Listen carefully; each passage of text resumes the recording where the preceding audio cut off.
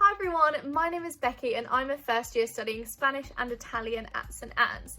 Now, in this video, you and I are going to be briefly stepping back in time into 16th and 17th century Spain, where I'm going to be talking to you for a few minutes about the Spanish Golden Age. This is a period of literature we focus on as part of the Spanish first year course, so I think the main question we have to ask ourselves throughout this video is what actually is the Spanish Golden Age? Called El Siglo de Oro in Spanish, which directly translates to the Century of Gold, the Spanish Golden Age was a period of history in which arts, literature and theatre began to flourish and come into their own. What I mean by this is that poets, authors and dramatists of the Golden Age began to abandon the more simple literary techniques that were considered typical of the time and instead take more risks and fill their work with as many complexities as possible.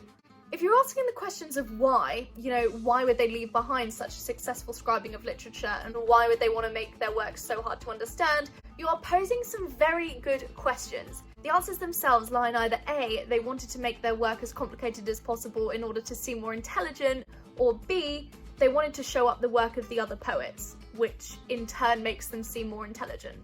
So I guess we could say that many Golden Age writers were metaphorically at war with one another, making their work as complex as possible in order to win the title of Best Poet.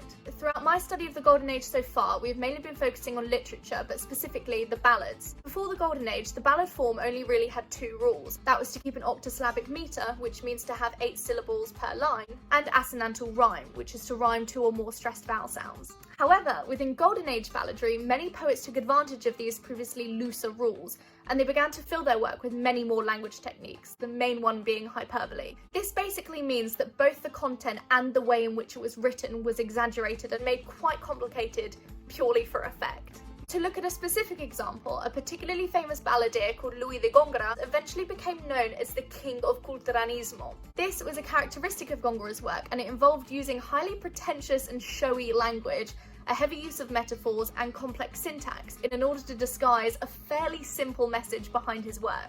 This is just one of many examples in which Golden Age writers use their intellect to their advantage, creating this new and exciting form of the written word.